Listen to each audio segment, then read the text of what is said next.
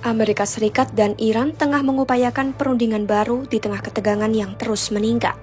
Namun selain soal membahas nuklir, Washington juga menuntut Iran membatasi program rudalnya, tuntutan yang sejak lama didorong Israel.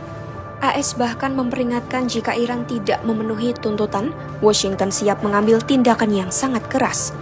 Memangnya seberapa besar kekuatan rudal Iran dan di mana saja lokasi gudang-gudangnya hingga AS Israel begitu ngotot meminta program itu dibatasi? Simak selengkapnya dalam video berikut.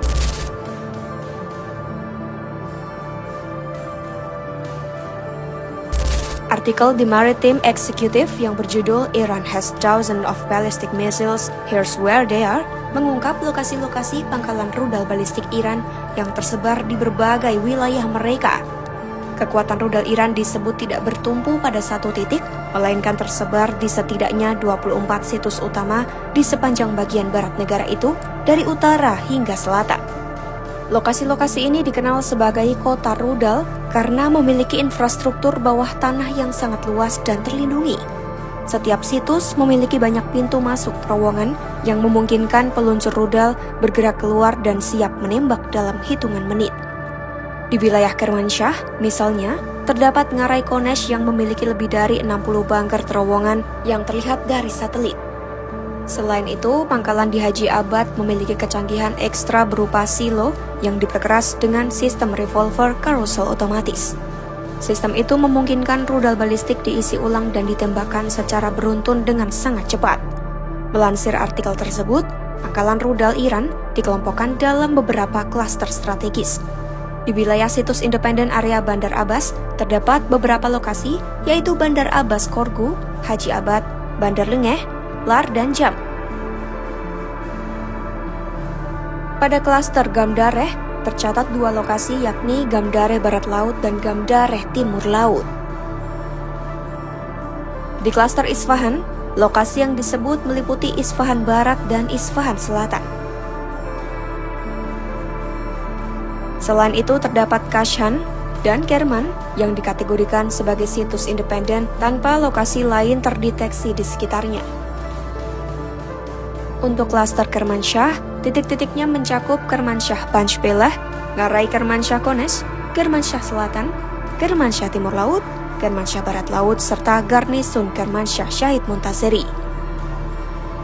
Di klaster Khorramabad, terdapat Khorramabad Imam Ali Barat Laut, Khorramabad Imam Ali Tenggara, dan Garnisun Imam Ali Khorramabad.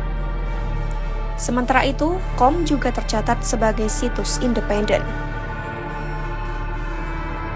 Pada klaster Shiraz, lokasi yang disebut adalah Shiraz Barat Laut, Shiraz Utara, dan Shiraz Selatan. Di klaster Tabriz, terdapat Garnisun Khosrow-Shah, Tabriz Utara, dan Tabriz Selatan. Terakhir, Yazd juga disebut sebagai situs independen tanpa lokasi lain yang terdeteksi di dekatnya. Menghadapi potensi serangan udara, Garda Revolusi Iran (IRGC) telah mengembangkan taktik penyebaran dan kamuflase untuk melindungi aset mereka. Karena rudal-rudal ini disimpan di dalam bunker yang sangat dalam dan terlindungi, serangan pertama dari pihak lawan kemungkinan besar tidak akan mampu menghancurkan seluruh inventaris Iran. Para perencana militer AS harus mengasumsikan ratusan rudal akan tetap berfungsi setelah gelombang serangan pertama, yang berarti diperlukan serangan susulan terus-menerus.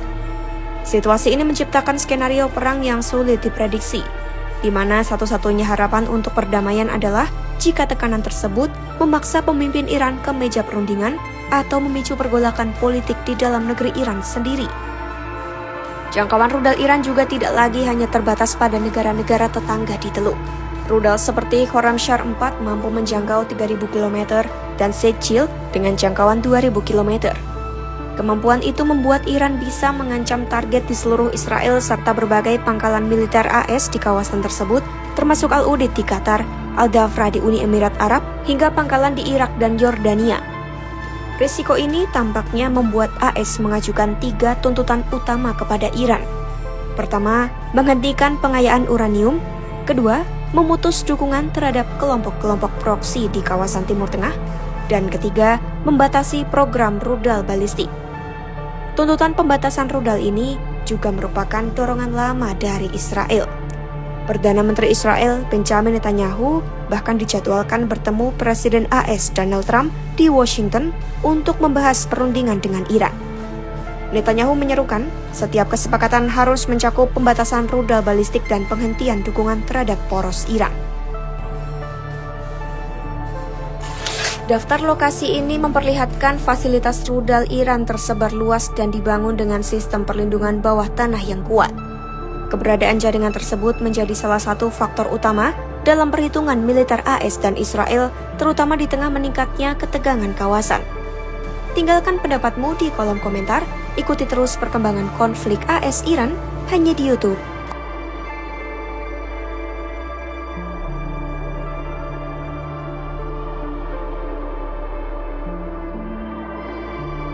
Amerika Serikat, AS dan Iran tengah mengupayakan perundingan baru di tengah ketegangan yang terus meningkat. Namun, selain soal pembatasan program nuklir, Washington juga menuntut Iran membatasi program rudalnya, tuntutan yang sejak lama didorong Israel. AS bahkan memperingatkan jika Iran tidak memenuhi tuntutan, Washington siap mengambil tindakan yang sangat keras. Memangnya, seberapa besar kekuatan rudal Iran dan di mana saja lokasi gudang-gudangnya hingga AS Israel begitu ngotot meminta program itu dibatasi? Simak selengkapnya dalam video berikut.